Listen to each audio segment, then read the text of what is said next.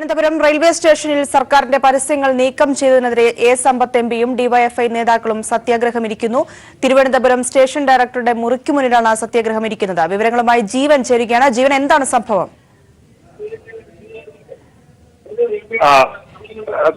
പ്രിയ, Thiruvananthapuram divisional station director Ajay കൗശികിനെയും ഒപ്പം senior divisional commercial manager Rajesh ചന്ദ്രനെയും ഇവരും IRTS ഉദ്യോഗസ്ഥരാണ്. അവരുടെ മുറിയിലാണ് ഇപ്പോൾ എ സമ്പത്തും ഡിവൈഎഫ്ഐ സംസ്ഥാന സെക്രട്ടറി എ റഹീമും ഉള്ളത്. ഇപ്പോൾ നേരത്തെ സംസ്ഥാന സർക്കാരിന്റെ 1000 ദിവസങ്ങളുമായി ബന്ധപ്പെട്ട് റെയിൽവേയുടെ വിവിധ പരസ്യ ബോർഡുകളിൽ സംസ്ഥാന സർക്കാർ പണമടച്ച ശേഷം പരസ്യം സ്ഥാപിച്ചിരുന്നു. എന്നാൽ ഈ പരസ്യങ്ങൾ ഏകപക്ഷീയമായി റെയിൽവേ നീക്കം ചെയ്തു. രാഷ്ട്രീയ പരസ്യങ്ങൾ എന്ന പേരിലായിരുന്നു അത് നീക്കം ചെയ്തത്. ഇത് ചോദിക്കാനായി വന്ന എ സമ്പത്ത് എംപിയോട് നിങ്ങൾ ഇവിടെ ഷോ ഓഫ് കാണിക്കരുതെന്ന് റെയിൽവേ ഡിവിഷണൽ കൊമേഴ്ഷ്യൽ മാനേജറായ രാജേഷ് ചന്ദ്രൻ പറഞ്ഞതോടുകൂടിയാണ് പ്രശ്നങ്ങളുടെ തുടക്കമുണ്ടായത്. തുടർന്ന് പ്രവർത്തകരും ചേർന്ന് വാക്കേറ്റമുണ്ടായി. ഇപ്പോൾ അവർ അജയ് കൗശികിന്റെ മുറിയിൽ സ്റ്റേഷൻ ഡയറക്ടർ അജയ് കൗശികിന്റെ മുറി ഉപരോധിക്കുകയാണ്. ജീവൻ, ഇവിടെ പ്രധാനമായും ഉന്നയിക്കപ്പെടുന്ന മറ്റൊരു വിഷയം എന്ന് പറയുന്നത് ഈ സ്റ്റേഷൻ കമ്മീഷണർ അപമര്യാദയായി പെരുമാറി എന്നുകൂടിയാണ്. തീർച്ചയായും, കാരണം ആറ്റിങ്ങൽ ലോക്സഭാ അംഗമായ എ സമ്പത്ത് എംപിയോട് ഇത്തരത്തിൽ അപമര്യാദയായി പെരുമാറുന്ന ഘട്ടത്തിൽ മാധ്യമപ്രവർത്തകരടക്കം മുറിക്കുള്ളിൽ ഉണ്ടായിരുന്നു. ആദ്യഘട്ടത്തിൽ അജയ് കൗശികുമായിട്ടാണ് ചർച്ചകൾ നടന്നിരുന്നത്. എന്നാൽ അതിനുശേഷം രാജേഷ് ചന്ദ്രൻ സംഭവ സ്ഥലത്തേക്ക് വരികയായിരുന്നു. തുടർന്ന് അദ്ദേഹം ചർച്ച ആരംഭിക്കുന്ന ഘട്ടത്തിൽ തന്നെ ഇത് ഷോ ഓഫ് അല്ലെങ്കിൽ പിന്നെ എന്താണ് എന്ന് എംപിയോട് ചോദിച്ചു. നിങ്ങളിപ്പോൾ കാണിക്കുന്നത് ഷോ ഓഫ് അല്ലെങ്കിൽ പിന്നെ എന്താണ് എന്ന് ചോദിച്ചതോടുകൂടിയാണ് കാര്യങ്ങൾ കൈവിട്ടുപോയത്. അതുവരെ ഏതാണ്ട് രമ്യമായ രൂപത്തിലായിരുന്നു ചർച്ച നടന്നത്. മാധ്യമപ്രവർത്തകരോട് ബ്രീഫിംഗ് നടത്തുന്നതിനായി അജയ് കൗശിക് തയ്യാറെടുക്കുന്നതിനിടെയാണ് അപ്രതീക്ഷിതമായി രാജേഷ് ചന്ദ്രൻ രംഗപ്രവേശനം ചെയ്യുകയും തുടർന്ന് എംപിയോട് മോശമായി പെരുമാറുകയും ചെയ്തത്. അതേ തുടർന്ന് ഇപ്പോൾ പ്രവർത്തകരുടെ ഒരേത്തരായി എത്തിക്കൊണ്ടിരിക്കുകയാണ്. ഡിവൈഎഫ്ഐ പ്രവർത്തകർ എത്തുകയാണ്. 2 ഉദ്യോഗസ്ഥർ ഇവിടെ ഈ മുറിയിലുണ്ട്. RPF ഉദ്യോഗസ്ഥരും സുരക്ഷയ്ക്കായി ഇവിടെ ചേർന്നിട്ടുണ്ട്. ഇവിടുത്തെ അടിസ്ഥാനപരമായ വിഷയം എന്ന് പറയുന്നത് സർക്കാരിന്റെ 1000 ദിവസങ്ങളുമായി ബന്ധപ്പെട്ട് സംസ്ഥാന സർക്കാർ PRD വകുപ്പ്, സംസ്ഥാന സർക്കാരിന്റെ വകുപ്പ് പണം നൽകി റെയിൽവേയുടെ വിവിധ പരസ്യ ബോർഡുകൾ സ്ഥാപിച്ചതുമായി ബന്ധപ്പെട്ടാണ് ഇവിടെ തർക്കം ആരംഭിച്ചിരിക്കുന്നത്. നമുക്ക് അവിടെ നിന്നുള്ള ദൃശ്യങ്ങൾ ഇപ്പോൾ കാണാം തത്സമയം. അതിലേക്ക് and the main parisha allow these media people to be waiting outside, and after this issue is sorted, we will definitely give a briefing. It should not be a problem for us. IFS-ഉം IPS-ഉം കഴിഞ്ഞ് 22-ാമതോ 23-ാമതോ 24-ാമതോ ഒക്കെയാണ് IRS-ന്റെ ആളുകൾ വരുന്നത്. പണ്ട് ഞാൻ ഈ പരീക്ഷ എഴുതിയിട്ടുള്ളവനാണ്.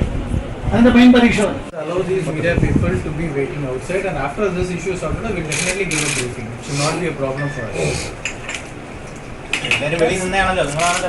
IFS-ഉം IPS-ഉം കഴിഞ്ഞ് 22-ാമതോ 23-ാമതോ 24-ാമതോ ഒക്കെയാണ് IRS-ന്റെ ആളുകൾ വരുന്നത്. പണ്ട് ഞാൻ ഈ പരീക്ഷ എഴുതിയിട്ടുള്ളവനാണ്. അതിന്റെ മെയിൻ പരീക്ഷ തിരുവനന്തപുരം സ്റ്റേഷൻ ഡയറക്ടറുടെ മുറിക്കു മുന്നിൽ സത്യാഗ്രഹം ഇരിക്കുകയാണ്. ഇപ്പോൾ നേതാക്കൾ സമ്പത്ത് എംപി ഉൾപ്പെടെയുള്ളവരാണ് ഇപ്പോൾ സത്യാഗ്രഹം ഇരിക്കുന്നത്. അവർ സ്റ്റേഷൻ കമ്മീഷണറുമായി നടത്തിയ ചർച്ചയുടെ ദൃശ്യങ്ങളാണ് നമ്മൾ കണ്ടത്. വീണ്ടും ജീവനിലേക്ക് പോവുകയാണ്. ജീവൻ, ഇപ്പോൾ സർക്കാരിന്റെ പരസ്യങ്ങൾ നീക്കം ചെയ്തതിനെതിരെയാണ് എ സമ്പത്ത് എംപിയും ഡിവൈഎഫ്ഐ നേതാക്കളും ഉൾപ്പെടെയുള്ളവർ ഇത്തരത്തിൽ സത്യാഗ്രഹം ഇരിക്കുന്നത്. ഇത്തരത്തിൽ പരസ്യങ്ങൾ നീക്കം ചെയ്യുന്നതിനായി പറയുന്ന കാരണം എന്താണ്? പ്രിയ, ഇതിന് പറയുന്ന കാരണം ഈ പരസ്യങ്ങളുടെ ഉള്ളടക്കം, രാഷ്ട്രീയമായ ഉള്ളടക്കം ഈ പരസ്യങ്ങളിൽ ഉണ്ട് എന്നതാണ് റെയിൽവേ പറയുന്നൊരു വാദം. എന്നാൽ സർക്കാരിന്റെ പരസ്യങ്ങളാണ് ഈ കാര്യത്തിൽ അത്തരത്തിൽ സർക്കാരിന്റെ പണം നൽകിയുള്ള പരസ്യങ്ങളാണ്. അതുകൊണ്ട് അത് റിമൂവ് ചെയ്യാൻ പാടില്ല എന്നതാണ് MP ഒപ്പം സംസ്ഥാന സർക്കാർ അടക്കമുള്ളവരുടെ നിലപാട്. പണം നൽകിയ ശേഷമാണ് ഈ പരസ്യം സ്ഥാപിച്ചത്. അതുകൊണ്ട് തന്നെ ഈ പരസ്യം ഇവിടെ വെക്കണം എന്ന് തന്നെയാണ് അവരുടെ നിലപാട്. എന്നാൽ റെയിൽവേ അധികാരികൾ ഈ കാര്യത്തിൽ മുകളിൽ നിന്നുള്ള നിർദ്ദേശത്തിന്റെ അടിസ്ഥാനത്തിൽ രാഷ്ട്രീയ താല്പര്യത്തോടുകൂടി പ്രവർത്തിക്കുന്നു എന്നതാണ് MP അടക്കമുള്ളവരുടെ ആരോപണം. ഇതേ തുടർന്നാണ് ഇവർ ചർച്ചയ്ക്കായി ഇവിടെ എത്തിയത്. ഇതേ തുടർന്ന് രാജേഷ് ചന്ദ്രൻ എന്ന റെയിൽവേയുടെ ഡിവിഷണൽ കൊമേഴ്ഷ്യൽ മാനേജർ MPയോട് അപമര്യാദയായി പെരുമാറി എന്നതാണ് ഇവിടെ പ്രധാന തർക്ക വിഷയം. രാജേഷ് ചന്ദ്രൻ നിങ്ങൾ ഇവിടെ ഷോ ഓഫ് കാണിക്കരുത് എന്ന് പറഞ്ഞതോടുകൂടിയാണ് തർക്കങ്ങൾ പെട്ടെന്ന് ഏതാണ്ട് രമ്യമായി തുടങ്ങിയ ചർച്ച തുടർന്ന് പൊട്ടിപ്പുറപ്പെട്ടത്. ഇപ്പോഴും എ സമ്പത്ത് എംപിയും ഡിവൈഎഫ്ഐ സംസ്ഥാന സെക്രട്ടറി എ റഹീം അടക്കമുള്ളവർ ഇവിടെ ഇവരുമായി ചർച്ചയിലാണ്. റിമൂവ് ചെയ്ത പരസ്യങ്ങൾ പൂർണ്ണമായും പുനഃസ്ഥാപിച്ച് മതിയാവൂ എന്നതാണ് നേതാക്കളുടെ ആവശ്യം. സംസ്ഥാന സർക്കാരിനെ അപമാനിക്കുക എന്നതാണ് ഒരുപക്ഷെ ഇതിന്റെ കാര്യം. ഇപ്പോൾ മാധ്യമങ്ങളെ പോലീസ് ഇടപെട്ടുകൊണ്ട് പുറത്തേക്ക് മാറ്റുകയാണ്. അവരുമായി ചർച്ച നടത്താം എന്നതാണ് ഇവർ പറയുന്നത്. എന്നാൽ പൂർണ്ണമായും ഇവിടെ വെച്ചിരിക്കുന്ന പരസ്യങ്ങൾ പുനഃസ്ഥാപിക്കും വരെ താനിവിടെ കുത്തിയിരിക്കും, അല്ലെങ്കിൽ താനിവിടെ സത്യാഗ്രഹം ഇരിക്കും എന്നത് എ സമ്പത്ത് എംപിയും വ്യക്തമാക്കി കഴിഞ്ഞു. ഇരു കൂട്ടരും വിട്ടുവീഴ്ചയില്ലാത്ത നിലപാടിൽ തുടരുകയാണ്. മറ്റൊരു കേന്ദ്ര സംസ്ഥാന വിഷയമായി ഒരുപക്ഷെ കേന്ദ്ര സർക്കാരിന്റെയും സംസ്ഥാന സർക്കാരിന്റെയും രണ്ട് വിഷയങ്ങളായി ഇത് മാറും എന്ന് ഉറപ്പായി കഴിഞ്ഞു. തീർച്ചയായും ജീവൻ അതുതന്നെയാണ്. ഇവിടെ സംസ്ഥാന സർക്കാരിന്റെ പരസ്യങ്ങളാണ് ഇപ്പോൾ നീക്കം ചെയ്തിരിക്കുന്നത്. നമുക്കറിയാം, റെയിൽവേ സ്റ്റേഷനുകളിൽ സംസ്ഥാന സർക്കാരിന്റെ പരസ്യങ്ങൾക്കൊപ്പം തന്നെ കേന്ദ്ര സർക്കാരിന്റെ പരസ്യങ്ങളും പതിപ്പിക്കാറുണ്ട്.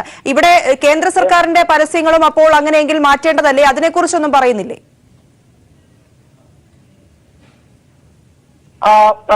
പ്രിയ, ഇവിടെ നേരത്തെ തന്നെ ഇവിടെ നരേന്ദ്രമോദിയുടെ പരസ്യങ്ങൾ ഇവിടെ വ്യാപകമായിട്ട് തന്നെ ഇവിടെ ഉണ്ട്. റെയിൽവേ സ്റ്റേഷന്റെ പല ഭാഗത്തും ഇത്തരത്തിൽ പ്രധാനമന്ത്രിയുടെ പരസ്യങ്ങൾ അല്ലെങ്കിൽ കേന്ദ്ര സർക്കാരുമായി ബന്ധപ്പെട്ട പരസ്യങ്ങളെല്ലാം തന്നെ നേരത്തെ തന്നെ റെയിൽവേ സ്റ്റേഷനിൽ ഉണ്ട് താനും. അത്തരം പരസ്യങ്ങളൊന്നും റിമൂവ് ചെയ്യാത്ത പശ്ചാത്തലത്തിൽ ഇപ്പോൾ സംസ്ഥാന സർക്കാർ പണം അടച്ചുകൊണ്ട് റെയിൽവേയുടെ വിവിധ ഭാഗങ്ങളിൽ വെച്ചിരിക്കുന്ന ഈ പരസ്യങ്ങൾ മാറ്റണമെന്ന് റെയിൽവേ ഏകപക്ഷീയമായി നിലപാടെടുത്തു. ഇതോടുകൂടിയാണ് പണമടച്ച വെച്ചിരിക്കുന്ന പശ്ചാത്തലത്തിൽ ഇനി ഈ കാരണത്താൽ ഒരു പരസ്യം മാറ്റാനാവില്ല, അല്ലെങ്കിൽ പൂർണ്ണമായും പണമടച്ച ഒരു കാര്യം മാറ്റാനാവില്ല എന്നതാണ് സംസ്ഥാന സർക്കാർ അടക്കമുള്ളവർ പറയുന്നത്. ഈ വാദങ്ങളുമായിട്ടാണ് എം പി അടക്കമുള്ളവർ രംഗത്തെത്തിയത്. എന്നാൽ എം പിയോട് സീനിയർ ഡിവിഷൻ മാനേജറായ രാജേഷ് ചന്ദ്രൻ ഇവിടെ ഷോ കാണിക്കരുത് എന്ന് പറഞ്ഞതോടുകൂടിയാണ് ഇപ്പോൾ ഉണ്ടായിരിക്കുന്ന ഈ പ്രശ്നങ്ങളുടെ തുടക്കവും. ഇപ്പോഴും അകത്ത് A Sampath M P, Attingal M P A Sampath, ഡിവൈഎഫ്ഐയുടെ സംസ്ഥാന സെക്രട്ടറി എ റഹീം അടക്കമുള്ളവർ ഇപ്പോഴും ഉപരോധിക്കുകയാണ്. ജീവൻ, നമുക്കറിയാം തെരഞ്ഞെടുപ്പ് അടുത്തിരിക്കുന്ന ഒരു വേള കൂടിയാണിത്. ഇവിടെ പല റെയിൽവേ സ്റ്റേഷനുകളിലും സംസ്ഥാന സർക്കാരിന്റെ പതിപ്പിച്ചിരിക്കുന്ന പല പരസ്യങ്ങളും വികസന നേട്ടങ്ങൾ കൂടി ഉൾക്കൊള്ളിച്ചുള്ളതാണ്. ഇപ്പോൾ ഇത്തരത്തിലൊരു നീക്കത്തിലൂടെ ഇത് തെരഞ്ഞെടുപ്പ് കൂടി മുന്നിൽ കണ്ടാണ് ഈ ഒരു നീക്കമെന്ന് പറയേണ്ടിയിരിക്കണം. അങ്ങനെ വേണം അനുമാനിക്കാൻ. കാരണം ഇത് രാജ്യത്തിന്റെ പല ഭാഗത്തും ഇത്തരത്തിലുള്ള പരസ്യങ്ങൾ സാധാരണഗതിയിൽ റെയിൽവേയുടെ സ്ഥലം വ്യാവസായികമായ പരസ്യ ആവശ്യങ്ങൾക്കായി മുമ്പും നൽകാറുണ്ട്. എന്നാൽ തെരഞ്ഞെടുപ്പിന്റെ നോട്ടിഫിക്കേഷൻ പ്രഖ്യാപിക്കാത്ത ഘട്ടത്തിൽ അത്തരത്തിൽ ഏതെങ്കിലും തരത്തിലുള്ള തെരഞ്ഞെടുപ്പ് പെരുമാറ്റച്ചട്ടം രാജ്യത്ത് നിലവിലില്ലെന്നിരിക്കെ സംസ്ഥാന സർക്കാരിന്റെ വികസന നേട്ടങ്ങൾ മാത്രം പറയുന്ന പരസ്യം ഏകപക്ഷീയമായി മാറ്റിയത് ഇതിന് പിന്നിൽ രാഷ്ട്രീയമായ ഗൂഢോദ്ദേശമാണ് എന്നതാണ് നേതാക്കളുടെ ആവശ്യം. അതുകൊണ്ട് ഈ പരസ്യ ബോർഡുകൾ അടിയന്തരമായി പുനഃസ്ഥാപിക്കണം. നേരത്തെ സംസ്ഥാന സർക്കാരുമായി ബന്ധപ്പെട്ട് തിരുവനന്തപുരം റെയിൽവേ സ്റ്റേഷനിൽ സ്ഥാപിച്ചിരിക്കുന്ന പരസ്യ ബോർഡുകൾക്ക് മുകളിൽ ഫ്ലക്സ് ബോർഡുകൾ കൊണ്ട് ഒട്ടിച്ചിരിക്കുകയായിരുന്നു.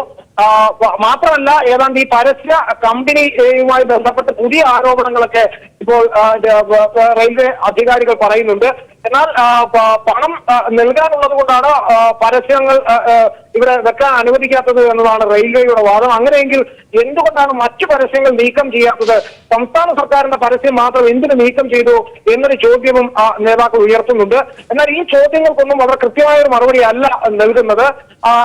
അങ്ങനെ സംസാരിക്കുന്നതിനിടയിലാണ് റെയിൽവേയുടെ ഡിവിഷൻ കമ്മീഷൻ മാനേജറായ രാജേഷ് ചന്ദ്രൻ നിങ്ങളിവിടെ ഷോ ഓഫ് കാണിക്കരുതെന്ന് ആറ്റിങ്ങൽ എം പിയായ എ സമ്പത്തിനോട് പറഞ്ഞത്. ഇതേ തുടർന്നാണ് പ്രവർത്തകർ പ്രകോപിതരാവുകയും ഇപ്പോൾ സ്റ്റേഷൻ ഡയറക്ടറുടെ ഓഫീസ് ഉപരോധിക്കുകയും ചെയ്യുന്നത്. ഇപ്പോൾ എം പി ഉൾപ്പെടെയുള്ളവർ ഈ പരസ്യങ്ങൾ പുനഃസ്ഥാപിക്കാതെ അവിടെ നിന്നും മാറുകയില്ല എന്ന് പറഞ്ഞ് സത്യാഗ്രഹം തുടരുന്ന ഒരവസ്ഥയാണുള്ളത്. എന്താണ് ഇപ്പോൾ സ്റ്റേഷൻ ഡയറക്ടറുടെയും ഒപ്പം അധികൃതരുടെയും വിഷയത്തിലുള്ള നിലപാട്? അവർ പരസ്യങ്ങൾ പുനഃസ്ഥാപിക്കാൻ തയ്യാറാണോ? അവർ പരസ്യങ്ങൾ ഈ കാര്യത്തിൽ പുനഃസ്ഥാപിക്കാൻ തയ്യാറല്ല. തങ്ങളുടെ റെയിൽവേ ഡിവിഷൻ മാനേജർ തന്നെയാണ് ഈ കാര്യത്തിൽ തങ്ങൾക്ക് നിർദ്ദേശം നൽകിയത്. രാഷ്ട്രീയമായ ഉള്ളടക്കങ്ങളുള്ള പല ഘട്ടങ്ങളും റെയിൽവേയുടെ ഉദ്യോഗസ്ഥർ പറയുന്നത് പരസ്പര വിരുദ്ധമായ മറുപടികളാണ് എന്നതാണ് അകത്ത് ചർച്ച കേട്ട നമുക്ക് ബോധ്യമാവുന്നത്. കാരണം ആദ്യഘട്ടത്തിൽ അവർ പറഞ്ഞത് രാഷ്ട്രീയമായ ഉള്ളടക്കങ്ങൾ ഉള്ള പരസ്യം ഇവിടെ അനുവദിക്കാനാവില്ല എന്നതാണ്. എന്നാൽ രണ്ടാം ഘട്ടത്തിൽ അവർ പറഞ്ഞത് വ്യാവസായികമായ ഇത്തരം ആവശ്യങ്ങൾ ഉള്ളപ്പോൾ അവിടെ ഇവിടെ കുടിശ്ശിക പരസ്യ ഇനത്തിൽ ഭീമമായ ഒരു കുടിശ്ശിക റെയിൽവേക്ക് നൽകാനുണ്ട്. അത് അടച്ചെങ്കിൽ മാത്രമേ പരസ്യം വെക്കാനാവൂ എന്നതാണ്. ഏതാണ് അടിസ്ഥാനപരമായ വിഷയം? രാഷ്ട്രീയമായ ഇതിന്റെ ഉള്ളടക്കമാണോ അല്ലെങ്കിൽ പണം നൽകാത്തതാണോ എന്നത് ഒരു വ്യക്തത ഇനിയും റെയിൽവേ അധികാരികൾ വരുത്തേണ്ടതുണ്ട്. അവർ വൈകാതെ മാധ്യമങ്ങളെ കാണുമെന്നതാണ് നമ്മൾ പ്രതീക്ഷിക്കുന്നത്. എന്നാൽ അതിനിടയിലാണ് സ്വാഭാവികമായും റെയിൽവേ ഉദ്യോഗസ്ഥൻ, അദ്ദേഹം IRPS ഉദ്യോഗസ്ഥനാണ്, രാജേഷ് ചന്ദ്രൻ, അദ്ദേഹം MD-യോട് നിങ്ങൾ ഇവിടെ ഷോ ഓഫ് കാണിക്കരുത് എന്ന് പറയുന്ന ഒരു വാചകമാണ് പ്രവർത്തകരെ പ്രകോപിപ്പിച്ചത്. ഇതേ തുടർന്ന് MD-യും കൂടെ ഉണ്ടായിരുന്ന DYFIയുടെ സംസ്ഥാന സെക്രട്ടറി A. റഹീം അടക്കമുള്ളവരും ക്ഷുഭിതരായി അവരോട് സംസാരിക്കേണ്ടതായി വന്നു. ഇതേ തുടർന്ന് ഇപ്പോൾ മാധ്യമപ്രവർത്തകരെ അടക്കമുള്ളവരെ ഈ മുറിയിൽ നിന്ന് പുറത്തിറക്കി നിർത്തിയിരിക്കുകയാണ്. അകത്തിപ്പോഴും MD-യും മറ്റ് അധികാരികളുമായുള്ള ചർച്ച അകത്ത് പുരോഗമിക്കുകയാണ്. തീർച്ചയായും ഒരു MP-യോടാണ് ഇത്തരത്തിലൊരു IRS ഉദ്യോഗസ്ഥൻ ഷോ ഓഫ് കാണിക്കരുത് എന്ന് പറഞ്ഞിരിക്കുന്നത്. ഇത്തരത്തിൽ ഒരു പ്രതികരണം അദ്ദേഹത്തിൽ നിന്നും ഉണ്ടായിരിക്കുന്നത്. തികച്ചും പ്രവർത്തകരൊക്കെ തന്നെ ഇതിൽ അമർഷം കൊണ്ടിരിക്കുകയാണ്. ഇപ്പൊ കൂടുതൽ പ്രവർത്തകർ അവിടേക്ക് എത്തുന്നുണ്ടോ ഈ സത്യാഗ്രഹത്തിൽ പങ്കാളികളാകാൻ? പ്രിയ, ഇപ്പോൾ DYFI പ്രവർത്തകരും അതോടൊപ്പം CPM-ന്റെ വിവിധ നേതാക്കൾ ഇവിടേക്ക് എത്തിക്കൊണ്ടിരിക്കുകയാണ് എന്നതാണ് നമുക്ക് അറിയാൻ കഴിയുന്നത്. ഇപ്പൊ അകത്ത് മുറിയിൽ ചുരുക്കം വിരലെണ്ണാവുന്ന പ്രവർത്തകർ മാത്രമാണുള്ളത്, 2 ഉദ്യോഗസ്ഥർ മാത്രമാണുള്ളത്. അവർക്ക് സുരക്ഷ ഒരുക്കിക്കൊണ്ട് ഇപ്പോൾ ഇവിടെ മറ്റ് RPF ഉദ്യോഗസ്ഥരും ഇവിടേക്ക് എത്തുന്നുണ്ട്, അകത്ത് തന്നെ നിൽപ്പുണ്ട്. അവർക്ക് സുരക്ഷ ഒരുക്കുന്നതിൽ ഇപ്പോൾ സംസ്ഥാന പോലീസും സംഭവ സ്ഥലത്ത് എത്തും എന്നതാണ് നമുക്ക് അറിയാൻ കഴിയുന്നത്. എന്തായാലും ഈ വിഷയത്തിൽ ഒരു വളരെ മോശപ്പെട്ടൊരു പെരുമാറ്റം ഉദ്യോഗസ്ഥന്റെ ഭാഗത്തുനിന്ന് ഉണ്ടായി. ഇതേ തുടർന്നാണ് അവരുടെ ഭാഗത്തുനിന്ന് ആ രൂപത്തിലേക്കുള്ള ഒരു പ്രകോപനം ഉണ്ടായത് എന്നതാണ് നമുക്ക് അറിയാൻ. തിരുവനന്തപുരം റെയിൽവേ സ്റ്റേഷനിൽ സർക്കാരിന്റെ പരസ്യങ്ങൾ നീക്കം ചെയ്തതിനെതിരെ A. സമ്പത്ത് MPയും DYFI നേതാക്കളും സത്യാഗ്രഹമിരിക്കുന്നു. തിരുവനന്തപുരം സ്റ്റേഷൻ ഡയറക്ടറുടെ മുറിക്ക് മുന്നിലാണ് സത്യാഗ്രഹം ഇരിക്കുന്നത്. അതേസമയം IRS ഉദ്യോഗസ്ഥൻ സമ്പത്ത് MPയോട് മോശമായി പെരുമാറിയിരിക്കുന്നു, ഷോ ഓഫ് കാണിക്കരുത് എന്ന് MPയോട് പറഞ്ഞിരിക്കുകയാണ്. വിശദാംശങ്ങളാണ് ജീവൻ നൽകിയത്. പുൽവാമ സ്ഫോടനത്തിന്റെ പശ്ചാത്തലത്തിൽ പാകിസ്ഥാനെതിരെ യുദ്ധമുണ്ടാകുമെന്ന് പരോക്ഷ സൂചന നൽകി കേന്ദ്ര ആഭ്യന്തരമന്ത്രി രാജ്നാഥ് സിംഗ്. അതിർത്തി കടന്നുള്ള സൈനിക നടപടി തള്ളിക്കളയാനാകില്ലെന്ന് രാജ്നാഥ് സിംഗ് ഒരു സ്വകാര്യ ചാനലിന് അനുവദിച്ച അഭിമുഖത്തിലാണ് അദ്ദേഹം ഇക്കാര്യം വ്യക്തമാക്കിയത്. അതേസമയം സജ്ജരായിരിക്കാൻ പാകിസ്ഥാൻ ആർമിക്ക് പ്രധാനമന്ത്രി ഇമ്രാൻഖാൻ നിർദ്ദേശം നൽകിയതായി അൽ ജസീറ റിപ്പോർട്ട് ചെയ്യുന്നു. ഇന്ത്യ പാക് ബന്ധം കൂടുതൽ വഷളാകുന്നു. കഴിഞ്ഞ ദിവസം ചേർന്ന പാകിസ്ഥാൻ സുരക്ഷാ കൌൺസിൽ യോഗം സൈന്യത്തോട് ഒരുങ്ങിയിരിക്കാൻ നിർദ്ദേശം നൽകിയതായി അൽ ജസീറ ചാനൽ റിപ്പോർട്ട് ചെയ്തു. ഇന്ത്യ ആക്രമിച്ചാൽ തിരിച്ചടിക്കാനും അനുമതി നൽകിയിട്ടുണ്ട്. അതിർത്തി ഗ്രാമങ്ങളിൽ താമസിക്കുന്നവർക്കും പാകിസ്ഥാൻ ജാഗ്രതാ സന്ദേശം നൽകി. അതിർത്തി കടന്നുള്ള തീവ്രവാദ പ്രവർത്തനത്തിന് പാകിസ്ഥാൻ പിന്തുണ നൽകുന്ന തെളിവുകൾ ലഭിച്ച സാഹചര്യത്തിൽ സൈനിക നടപടി തള്ളിക്കളയാനാകില്ലെന്ന് ദില്ലിയിൽ ഒരു സ്വകാര്യ ചാനൽ അനുവദിച്ച അഭിമുഖത്തിൽ കേന്ദ്ര ആഭ്യന്തരമന്ത്രി രാജ്നാഥ് സിംഗും വ്യക്തമാക്കി. കാശ്മീരിലെ അതിർത്തി മേഖലയിൽ ഇന്നും തീവ്രവാദികളും സൈന്യവും തമ്മിൽ ഏറ്റുമുട്ടി. ബാരാമുള്ള ജില്ലയിലെ വാർപോറ മേഖലയിൽ അതിർത്തി കടക്കാൻ ശ്രമിച്ച തീവ്രവാദികൾക്ക് നേരെ സൈന്യം നിറയൊഴിച്ചു. ഏറ്റുമുട്ടൽ മണിക്കൂറോളം നീണ്ടുനിന്നു. അതേസമയം ഉത്തർപ്രദേശിൽ ജയ്ഷ മുഹമ്മദിനു വേണ്ടി റിക്രൂട്ട്മെന്റ് നടത്തുകയായിരുന്നവരെ അറസ്റ്റ് ചെയ്തുവെന്ന് സംസ്ഥാന DGP OP സിംഗ് വാർത്താസമ്മേളനം നടത്തി അറിയിച്ചു. ആയുധങ്ങളും ഇവരുടെ പക്കൽ നിന്നും കണ്ടെടുത്തു. കൂടുതൽ അന്വേഷണം പുരോഗമിക്കുകയാണെന്നും DGP പറഞ്ഞു. News bureau, Delhi. പുൽവാമയിൽ ഭീകരാക്രമണത്തിൽ 40 സൈനികർ കൊല്ലപ്പെട്ട ശേഷം പ്രധാനമന്ത്രി നരേന്ദ്രമോദിയുടെ ഉദാസീനമായി പെരുമാറിയതിന് കൂടുതൽ തെളിവുകൾ. സംഭവം നടന്ന ശേഷം മോദി ഉത്തരാഖണ്ഡിൽ BJP റാലിയെ അഭിസംബോധന ചെയ്യുന്ന ദൃശ്യങ്ങൾ കോൺഗ്രസ് പുറത്തുവിട്ടു. വാർത്ത വന്ന് 3 മണിക്കൂറിന് ശേഷവും ചാനൽ ചിത്രീകരണത്തിലായിരുന്ന മോദി പ്രൈം മിനിസ്റ്റർ അല്ല, പ്രൈം ടൈം മിനിസ്റ്ററാണെന്ന് രാഹുൽ ഗാന്ധി ആരോപിച്ചു. പുൽവാമ സംഭവം നടന്ന് 2 മണിക്കൂർ കഴിഞ്ഞുള്ള പാർട്ടി റാലിയിൽ സംഭവത്തെക്കുറിച്ച് പ്രധാനമന്ത്രി ഒരു വാക്ക് സംസാരിക്കുകയോ മൗനാചരണത്തിന് നിർദ്ദേശിക്കുകയോ ചെയ്തില്ലെന്നാണ് കോൺഗ്രസ് ആരോപണം. ഇതിന് തെളിവായി ഉത്തരാഖണ്ഡിലെ BJP റാലിയെ മോദി മൊബൈലിലൂടെ അഭിസംബോധന ചെയ്യുന്ന ദൃശ്യങ്ങൾ കോൺഗ്രസ് പുറത്തുവിട്ടു. പുൽവാമയിൽ അക്രമം നടന്നത് മോദി അറിഞ്ഞിരുന്നോ? അറിഞ്ഞില്ലെങ്കിൽ സർക്കാരിനെ പറ്റി ജനങ്ങൾ എന്തു മനസ്സിലാക്കണമെന്നാണ് കോൺഗ്രസ് ഉന്നയിക്കുന്ന ചോദ്യം. Between 3:10 p.m. in the afternoon and 5:10 p.m. in the afternoon, the Prime Minister of India was either not informed by his office or the Prime Minister of India was incommunicado, what does it speak about command and control systems in the highest echelons of the Indian state? പ്രധാനമന്ത്രിയുടെ ഓഫീസിന്റെ വീഴ്ചയിലേക്ക് കൂടി വിരൽ ചൂണ്ടുന്നതാണ് കോൺഗ്രസിന്റെ ആരോപണം. ദേശസുരക്ഷയിലെ സ്വന്തം വീഴ്ച മറയ്ക്കാനുള്ള മോദിയുടെ നീക്കം രാജ്യം ചോദ്യം ചെയ്യുമെന്നും കോൺഗ്രസ് പറഞ്ഞു. ഭീകരാക്രമണ വാർത്ത വന്ന ശേഷവും മോദി സ്വകാര്യ ചാനലിന് വേണ്ടി ഷൂട്ടിംഗിൽ വ്യാപൃതനായിരുന്നുവെന്ന് രാഹുൽ ഗാന്ധി ആരോപിച്ചു. ജവാന്മാരുടെ കുടുംബം ദുഃഖത്തിൽ മുങ്ങി നിൽക്കുമ്പോൾ ഇങ്ങനെ ചെയ്ത പ്രധാനമന്ത്രി പ്രൈം ടൈം മിനിസ്റ്ററാണ്. ഫോട്ടോഷൂട്ട് സർക്കാർ എന്ന അടിക്കുറിപ്പോടെയാണ് രാഹുലിന്റെ ട്വിറ്ററിലെ വിമർശനം. ആക്രമണം നടന്ന ദിവസം നരേന്ദ്രമോദി ഷൂട്ടിംഗിലും ബോട്ടിംഗിലും വ്യാപൃതനായ ദൃശ്യങ്ങൾ കഴിഞ്ഞ ദിവസം കോൺഗ്രസ് പുറത്തുവിട്ടിരുന്നു. ഇതിന് പിന്നാലെയാണ് പ്രധാനമന്ത്രിയുടെ ഓഫീസിനെയും മോദിയെയും ഒരേപോലെ ലക്ഷ്യം വെച്ചുള്ള ആരോപണങ്ങൾ. കാലാവസ്ഥ, സാങ്കേതിക പ്രശ്നങ്ങൾ മൂലം അരമണിക്കൂറോളം വൈകിയാണ് പ്രധാനമന്ത്രി വിവരമറിഞ്ഞതെന്ന് സർക്കാർ വൃത്തങ്ങൾ പറയുന്നു. അങ്ങനെയെങ്കിൽ റാലിയിൽ എന്തുകൊണ്ട് മോദി വിഷയത്തെക്കുറിച്ച് പരാമർശിച്ചില്ലെന്ന ചോദ്യം അപ്പോഴും നിലനിൽക്കുകയാണ്. News bureau, Delhi. പാകിസ്ഥാൻ കേന്ദ്രീകരിച്ച് പ്രവർത്തിക്കുന്ന തീവ്രവാദ സംഘടനയായ ജെയ്ഷെ മുഹമ്മദിനെ തള്ളിപ്പറഞ്ഞ് ചൈനയും. ഇതാദ്യമായി ജെയ്ഷെ മുഹമ്മദിന്റെ പേര് പരാമർശിക്കുന്ന ഐക്യരാഷ്ട്രസഭ സുരക്ഷാ കൌൺസിൽ പ്രമേയത്തിൽ ചൈന ഒപ്പുവച്ചു. പുൽവാമ ആക്രമണം ഹീനവും മൃഗീയവുമെന്ന് സുരക്ഷാ കൌൺസിൽ അപലപിച്ചു. തീവ്രവാദ പ്രവർത്തനം നേരിടാൻ ഇന്ത്യയെ എല്ലാ രാജ്യങ്ങളും സഹായിക്കണമെന്നും പ്രമേയം പറയുന്നു. അമേരിക്കയുടെയും ബ്രിട്ടന്റെയും പിന്തുണയോടെ ഫ്രാൻസാണ് സുരക്ഷാ കൌൺസിൽ യോഗത്തിൽ പുൽവാമ സ്ഫോടനത്തെ അപലപിച്ച് പ്രമേയം കൊണ്ടുവന്നത്. ശക്തമായ ഭാഷയിൽ സ്ഫോടനത്തെ അപലപിക്കുന്ന പ്രമേയം പാകിസ്ഥാൻ കേന്ദ്രീകരിച്ചുള്ള ജെയ്ഷെ മുഹമ്മദിന്റെ പ്രവർത്തനങ്ങളെ അപലപിക്കുന്നതായി വ്യക്തമാക്കുന്നു. അത്യന്തം ഹീനവും മൃഗീയവുമാണ് പുൽവാമയിൽ സംഭവിച്ചത്. തീവ്രവാദ പ്രവർത്തനത്തെ നേരിടാൻ ഇന്ത്യക്ക് എല്ലാ രാജ്യങ്ങളും സഹായം നൽകണമെന്നും പ്രമേയത്തിൽ ആവശ്യപ്പെടുന്നു.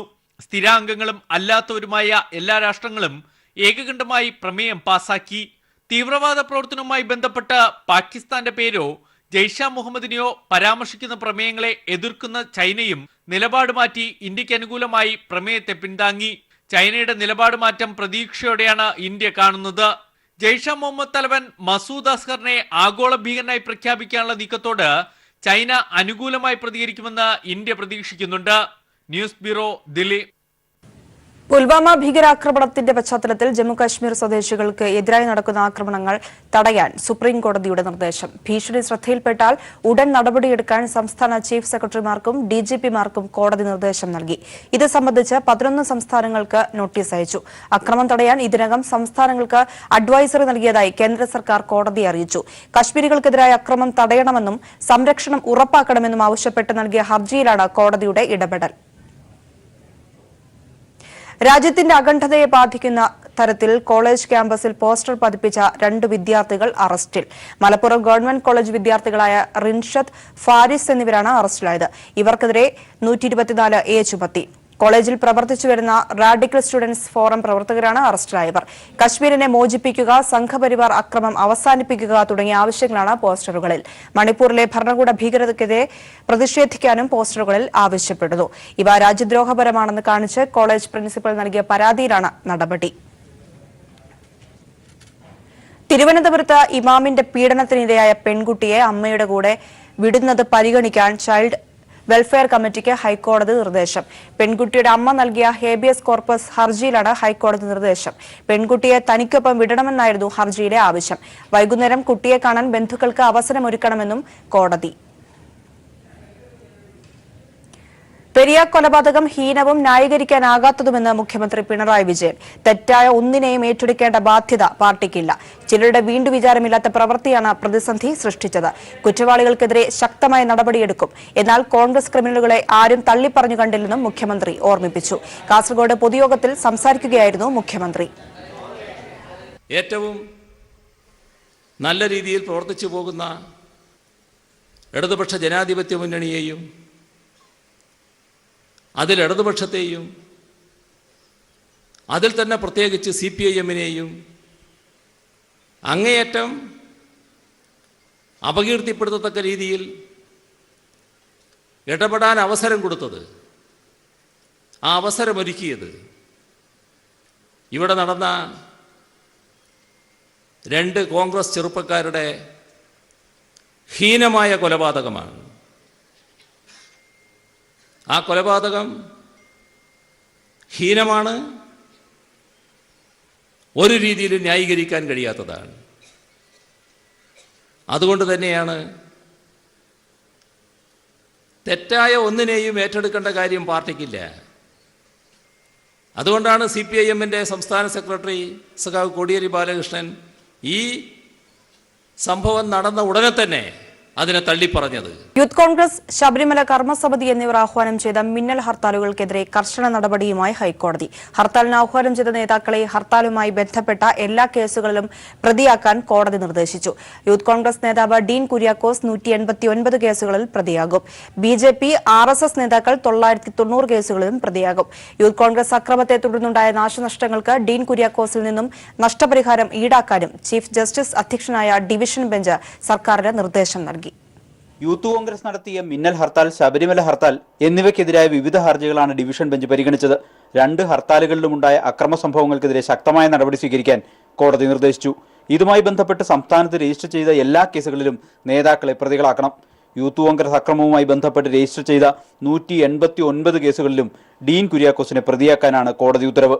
യൂത്ത് കോൺഗ്രസ് അക്രമത്തെ തുടർന്ന് സംഭവിച്ച നാശനഷ്ടങ്ങൾ യൂത്ത് കോൺഗ്രസ് സംസ്ഥാന അധ്യക്ഷനായ ഡീൻ കുര്യാക്കോസിൽ നിന്ന് ഈടാക്കുകയും വേണം. ഫേസ്ബുക്കിലൂടെ ഹർത്താലിന് ആഹ്വാനം ചെയ്ത ഡീൻ കുര്യാക്കോസിനെതിരെ പ്രേരണാകുറ്റം ചുമത്താനും കോടതി നിർദ്ദേശിച്ചു. കോടതി നിർദ്ദേശപ്രകാരം ഡീൻ കുര്യാക്കോസ്, കാസർകോട് UDF നേതാക്കളായ കമറുദ്ദീൻ, ഗോവിന്ദൻ നായർ എന്നിവർ ഇന്ന് ഹൈക്കോടതിയിൽ ഹാജരായിരുന്നു. മിന്നൽ ഹർത്താലുകൾ നിരോധിച്ച വിവരം തനിക്ക് അറിയില്ലായിരുന്നുവെന്ന ഡീൻ കുര്യാക്കോസിന്റെ വാദം കോടതി അംഗീകരിച്ചില്ല. താങ്കൾ നിയമം പഠിച്ചയാളല്ലേ എന്നായിരുന്നു ചീഫ് ജസ്റ്റിസിന്റെ മറുചോദ്യം. ശബരിമല ഹർത്താലിലും സമാന നടപടികൾ സ്വീകരിക്കാൻ കോടതി നിർദ്ദേശിച്ചു. ഹർത്താലിന് ആഹ്വാനം ചെയ്ത ശബരിമല കർമ്മസമിതി നേതാക്കളായ TP Senkumar, KS Radhakrishnan, BJP, RSS നേതാക്കൾ എന്നിവരെ എല്ലാ കേസുകളിലും പ്രതികളാക്കണം. ഇതുപ്രകാരം 990 കേസുകളിലും നേതാക്കൾ പ്രതികളാകും. ശബരിമല ഹർത്താലിനോടനുബന്ധിച്ച് വ്യാപക അക്രമം നടന്നതായും ഒട്ടേറെ നാശനഷ്ടങ്ങൾ ഉണ്ടായതായും സർക്കാർ കോടതി അറിയിച്ചു. നഷ്ടം കണക്കാക്കാൻ പ്രത്യേക കമ്മീഷനെ നിയോഗിക്കാൻ സർക്കാരിന് കോടതി നിർദ്ദേശം നൽകി. News bureau, Kochi.